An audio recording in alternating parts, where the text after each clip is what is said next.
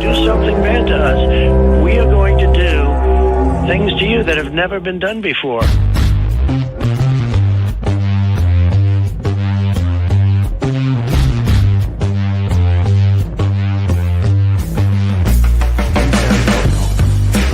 What the f*** is that, dude?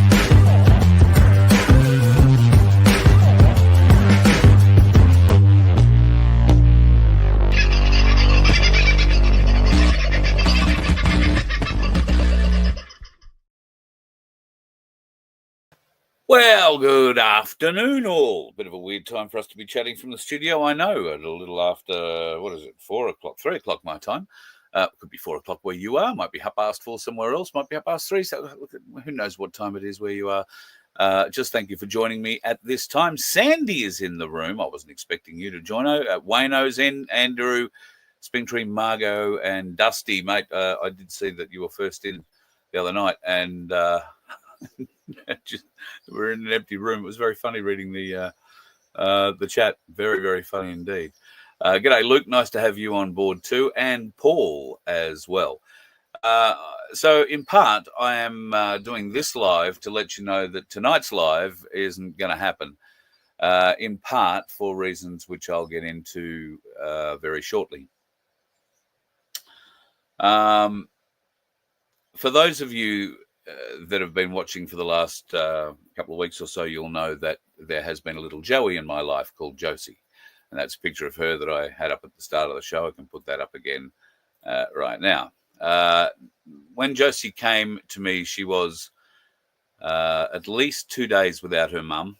She had no fur and came to me in a dog's mouth.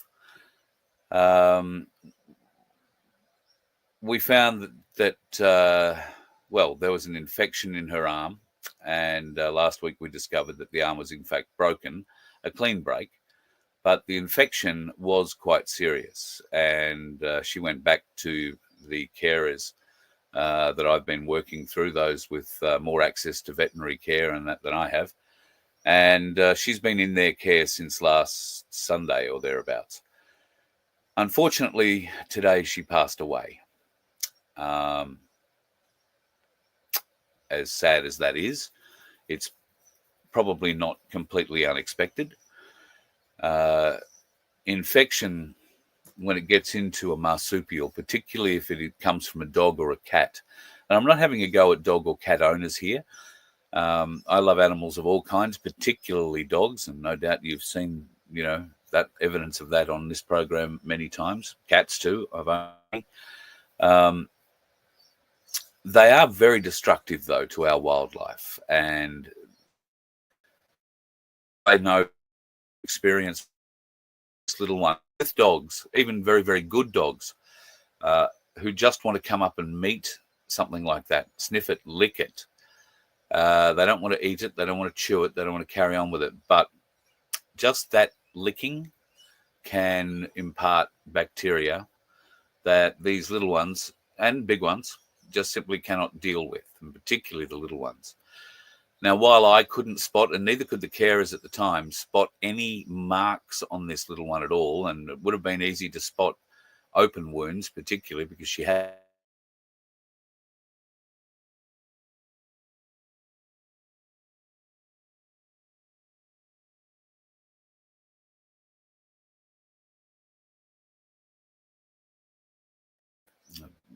we're back good.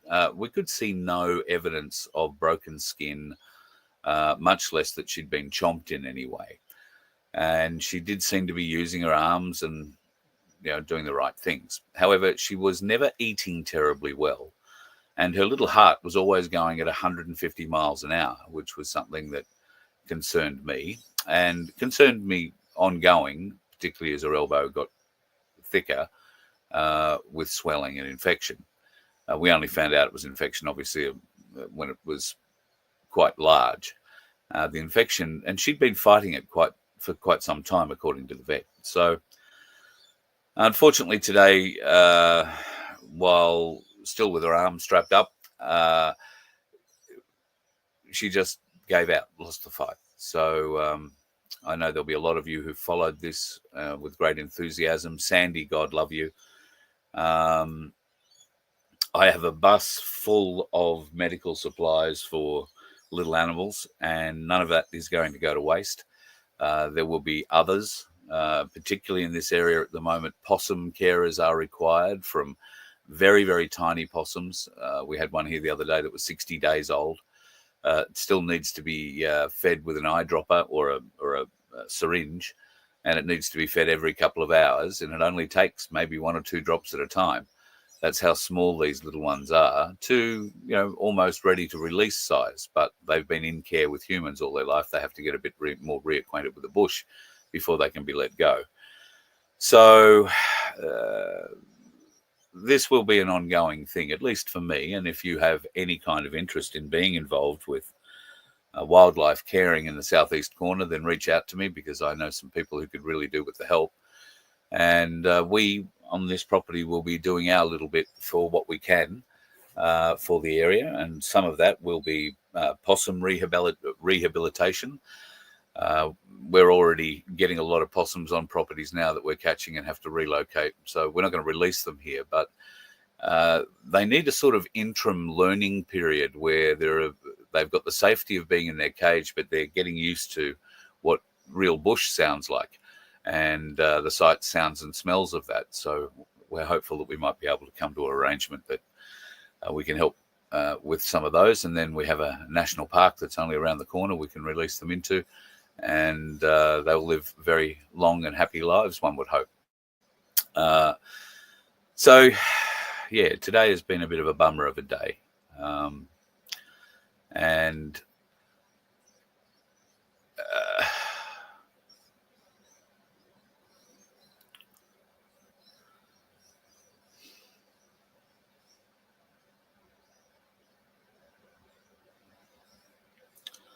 one of the things that, aside from the obvious sadness of losing this little one, one of the things that has become apparent to me, because I've met some wonderful people in the course of this journey looking after her,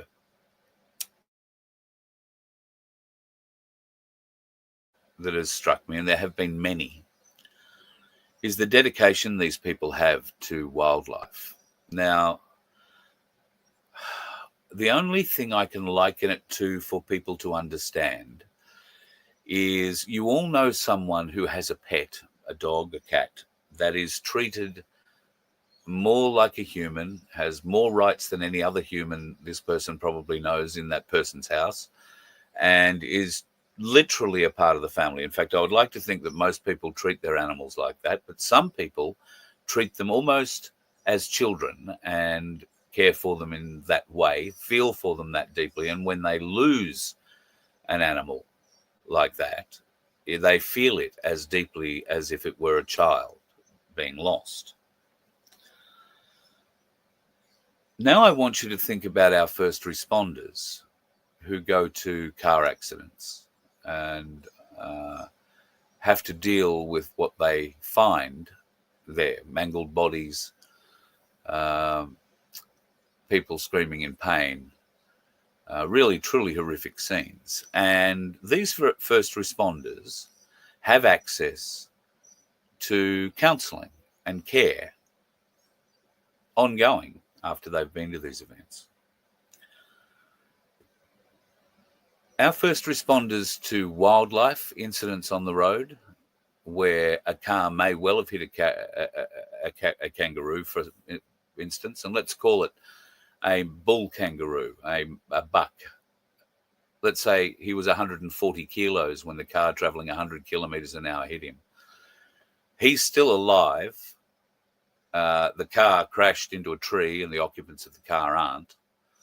The kangaroo has broken bones, bones protruding from its body, maybe cut open. Probably should have used a female instead of a buck. It makes for a better and longer story, a more graphic story, but replace it as you will.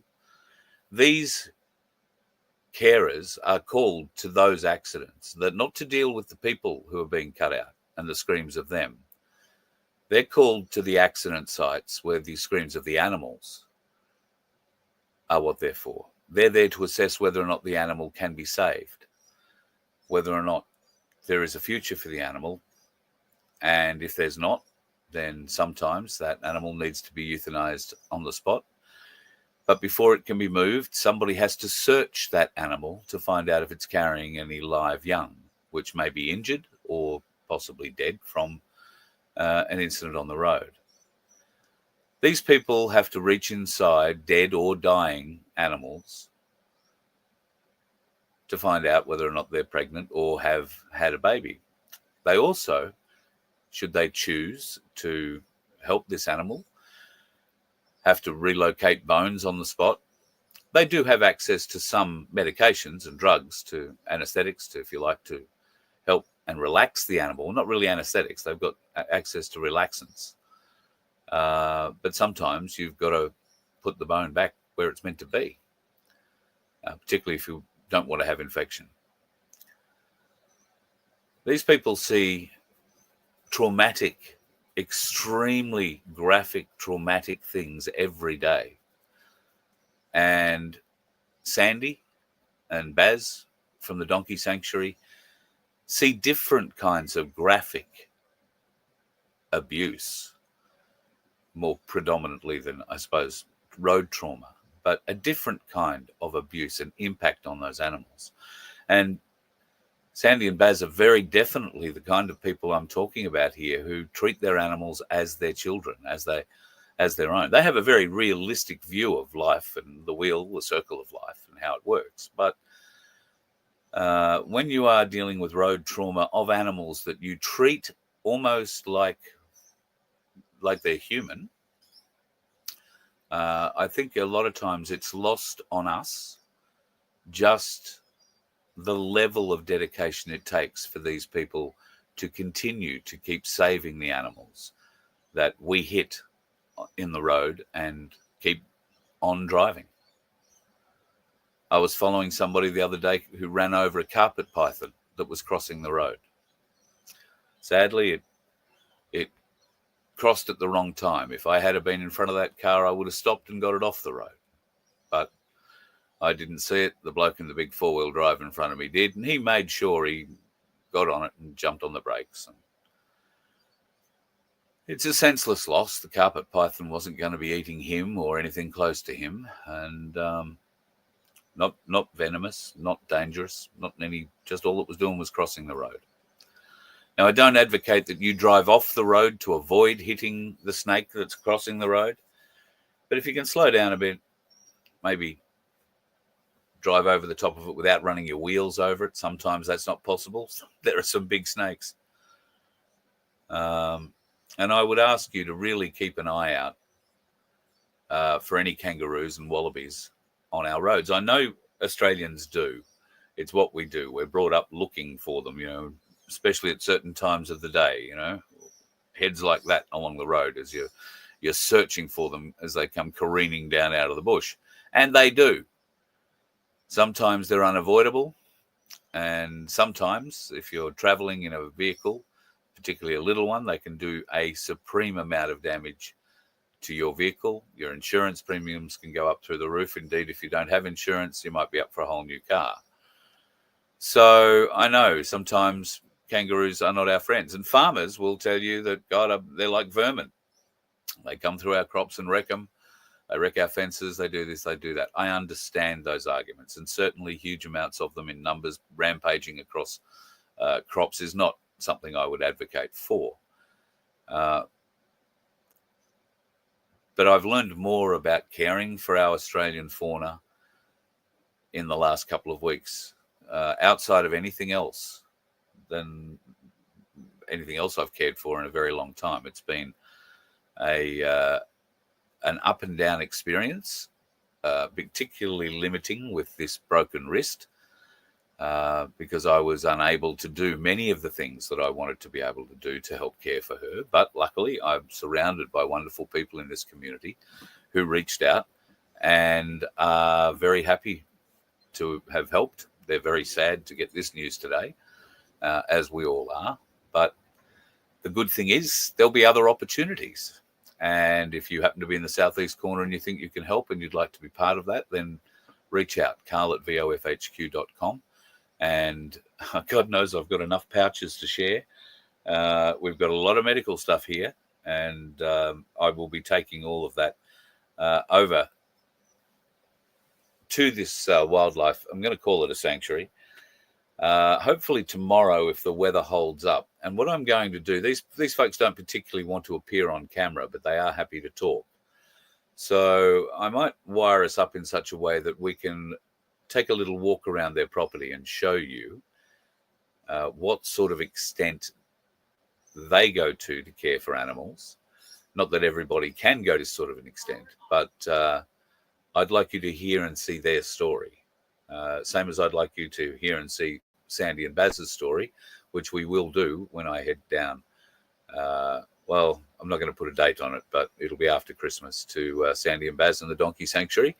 And I'll introduce you to May personally. But before then, we'll hopefully have a look at what this family group are doing to help save what is one of the most iconic animals that we have. Australia is known for its kangaroo. Qantas has it on its tail, or at least it used to, before the little leprechaun got a hold of it and probably stylized the shit out of it, gave it rainbow colouring and desexed it. Well, was there ever a sex to it? I don't know. If there was, trust me, there isn't any more. Thank you to everybody who's sent advice, presents for her, but more particularly the advice and all the supplies.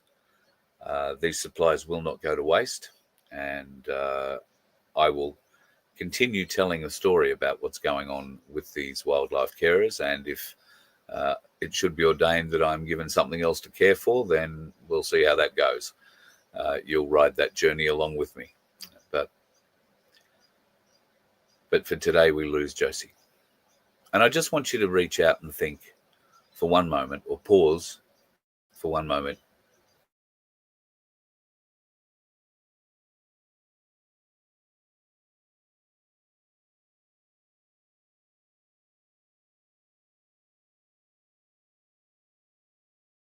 I think you're blessed, and I hope it never happens that you arrive, as one of the first on a major car accident scene. I've had that experience. I hope you don't have to go through it for the obvious reasons. Same with those that attend for animal trauma in those events. Some of them feel it very, very deeply, and I think we need to show more care, love and respect for those folks, and maybe give them a little bit of respite at times if it's possible. It's very hard for a small group of people to take on the whole load the whole time. So let's just hope that maybe through watching this, you might get motivated to reach out and help in your area. Go and learn a bit about what's going on. You can take a bird, you can take a possum. They're very easy. Things like wallabies and kangaroos are a bit more difficult. And age is always a defining factor in how much work you're going to need to be able to put in. And not everybody is available to put in 2-hourly feeds. However, there are some people who are. And if you're one of those, we could really do with you. You might be the kind of person who can do 6-hourly feeds, or 8-hourly feeds, or the twice-a-day feed and the walk outside to play, in a tree or whatever. There are so many levels of carers required, not just from the very little, but to the ready to be released. And if you have an area that a cage can be put in your backyard, it might just be that simple. So, if you can help, then by all means reach out. Because I've been so higgledy-piggledy with shows this week, I see Scotty the News has just poked in. Scotty, I don't know if you're the Scotty that sent me the submission to the Royal Commission. But if that is the case, I have read that submission. What a hell of a submission it is. Thank you for your service. And I'm sorry that you were put through those sorts of conditions. It brought home to me that I guess I dodged a bullet, because it's interesting looking at your service dates. It was about the time that I was just finishing my applications to join the Navy. For many people who may not know, as a kid, you wouldn't have got a keener person to join the Navy. I knew every ship in the fleet. I knew every weapon on every ship in the fleet. There was precious little about the Navy that I couldn't tell you. I devoured information and recruiting information about it from a very early age for whatever reason. And it was always going to be that as soon as I could, I would apply to join the Navy. And at 14 years of age, that's exactly what I did. Fortunately, I missed out. They felt it was the final junior recruit intake that would have been going to HMAS Lewin, and had only just reached inside the qualification age barrier, and they felt that another year for me in school would be a good thing rather than me going off to Lewin, which, as it turns out, was probably one of the bullets that I dodged. And you can look for yourself at some of the abuse that went on at HMAS Lewin in the 70s and 80s and into the 90s. I subsequently reapplied 4 times and didn't get in for, well, variety of reasons. Sometimes the things that I really wanted to do in the Navy weren't taking people for that. And so they told you a lie that you could apply for a job that they were looking for. And then once they accepted you, you could re-muster into the thing you really wanted to do. Well, I wanted to be an electronic warfare officer. And that meant playing with screens and radars and sonars and all that sort of stuff. What I didn't want to do and knew nothing about was being a stoker, an engine driver, a mechanic, that kind of thing. Never been very mechanical. And that was the first lie. So I applied for that as I think it was an apprenticeship.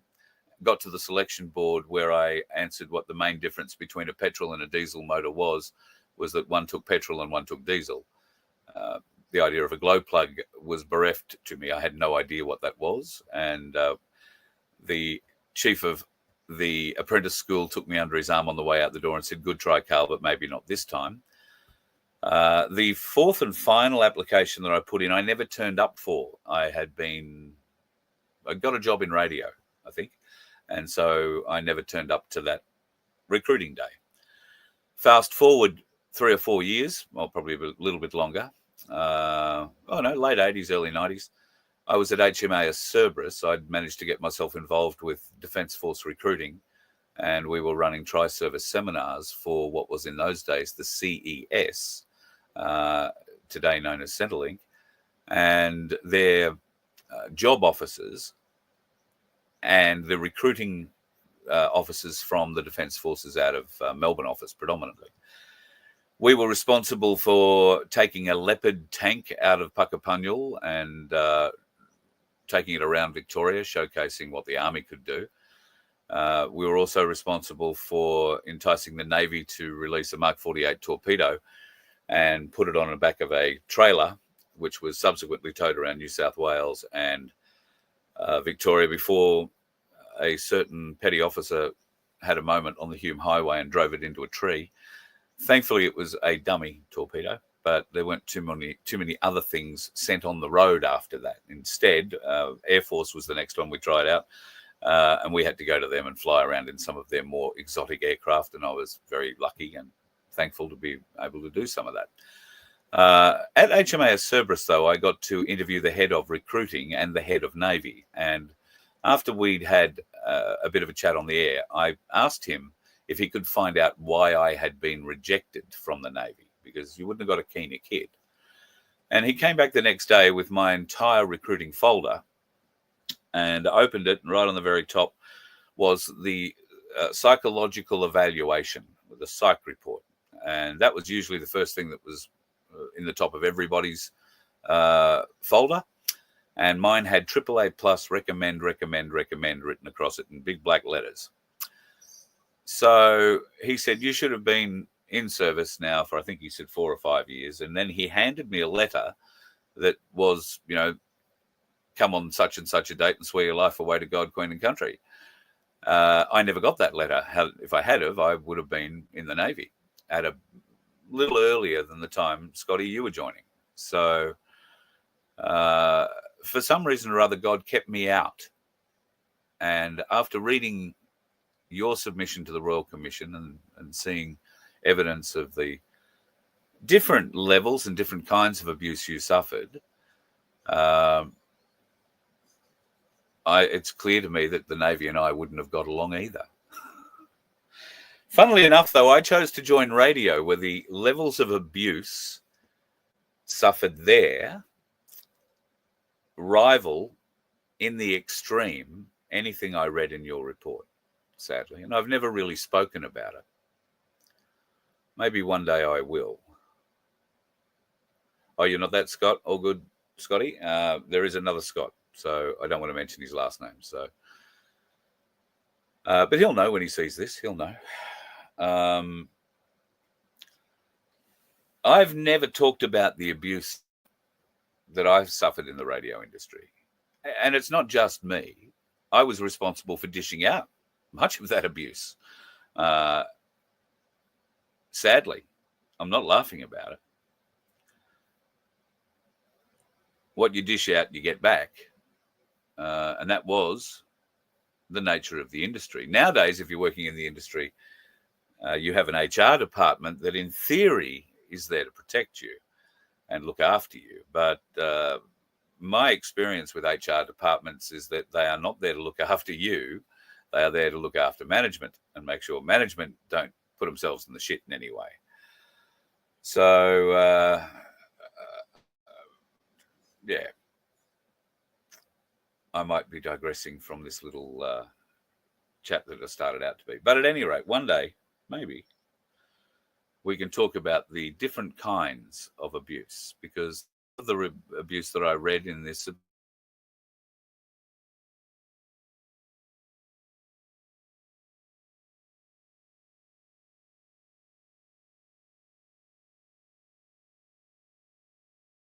to me and many others, the power of certain people to cruel careers, to make sure that you don't go any further, to make sure they maximize what they can out of you by bullshitting you and carry on. However, I guess I am a product of that environment. I was, I spent 40 years in it. If people didn't lifelong committed to it, you wouldn't spend that sort of time doing it, would you? Just means I was a bit slow to wake up. The others that bailed out after 2 or 5 or 10 years, I think are probably a lot smarter, or thought more of themselves and had higher self-respect. They weren't prepared to be frightened, which in certainly one case where I worked was the case. I went to work terrified every day that I was going to get the sack. Absolutely terrified. And it would have been a violent sacking. That changed me. I was there for a number of years. That changed me in many ways, some for the better, some for the worse. Some for the better, it made me a much stronger person. It made me almost like you see in those movies, where the kid who's getting slapped around by the school bully stands up to the school bully. It's kind of like that.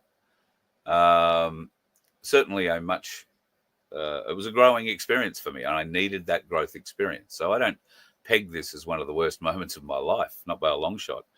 I peg it as one of the greatest learning experiences of my life. But I also learned some of the bad lessons from it, because I continued on for many years, and I employed some of the lessons that I learned that were employed upon me on others, and got the desired result in many cases. Not proud. And that's why I'm not and haven't worked directly in the radio industry. call that employable, if you like, in the radio industry as a full-time employee, I don't think, since the late 90s. I'm too much of a handful.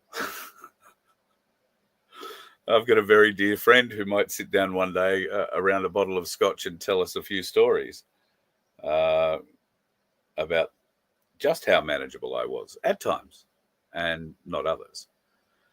So we're all here for a reason, Scott. We're all here to learn life lessons, and some of those can be harsh. I'm sorry that your experience in the Defence Forces seems to be quite harsh. I hope that you managed to get some satisfaction from the inquiry, and that your submission, the full weight of your submission, was taken into account in anything that came out of it. And I'm sure you'll reach out to me and send me a few more details on that when you get a hold of this, when you see this. Tim, sorry, I'll give you a call, mate. I've just been flat out with stuff that's been going on here today with the little one. Looks like you've only just popped in. So just to repeat, the Josie, the Joey, passed away today. She succumbed to pretty much the infection. It was probably the main thing, but there is a myopathy that happens when these little animals are around trauma, I guess. And this one was probably 2 days around her mother, watching whatever happened to her mother in those 2 days happen. And I can tell you, when we got to the mother 2 days later, there had been at least 2 goannas who had eaten their way into her and out of her. And this little one may have well been around to watch that. Plus, it's hard to tell what really happened. Where we found this this wallaby, it's possible that she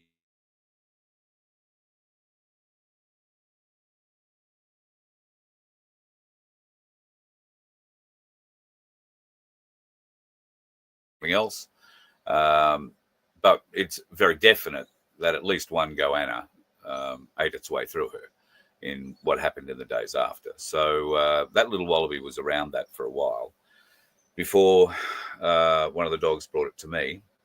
And we couldn't see any signs of a scratch or marking on it, but clearly there was. The infection got worse in the last sort of week or so, and the vets did everything that they could, including resetting her broken left arm. And she hasn't been eating very well for the last few days. They've been doing everything they can to get fluid into her. Took her off the wallaby milk and put her on soy and water and all sorts of other things. She was drinking enough to sort of sustain, but was struggling. And at some point a little earlier today, she succumbed to it all. So that's the update on that. So I'm very sorry for those of you who've been following. And there'll be more news on that. I'm hopeful of going over there tomorrow and recording a little bit. You'll see just how many eastern greys, that's kangaroos, there are that need a little bit of help too. I'm going to shoot off, but before I do, can I just let you know that tomorrow morning, 9:30 Queensland time, you figure it out where you are from there, I'll be speaking with Michael Engerman from Ainsley Bullion. Now, if you haven't had a look at the bullion prices of late, compared to what we were talking about as little as a week and a half ago, the prices have dropped, well, you'd say reasonably significantly. Gold is back down under $4,000 an ounce, and silver is maintaining at nearly $47 an ounce. Why did it drop back down? When was the market? We thought the market was going to blow up. All those sorts of weird and wonderful questions we will be discussing tomorrow. I'm not saying that Michael has any more answers than I do, but he'll certainly have a few more figures to back him up. We'll also talk what's going on in the crypto world. I see someone jumped in and said, XRP's up 47% in the last 7 days. Thank you, Shano. I haven't checked it out. I don't know what Bitcoin is. The last time I heard Bitcoin was around 75,000, but that was Vince last week. So for all I know, it has gone up as well. I know Trump has come out and supported Bitcoin and blockchain technology going forward. That's meant a fairly good lift for the crypto world. It remains to be seen what will happen going forward. Ian, thank you so much. Yep, helping a wallaby is better than helping a wannabe. You are 100% on the money. Thank you, Sandy. Yes, she is in a better place now. The Rainbow Bridge has had one more soul across it, and sad, but fuck, Sandy.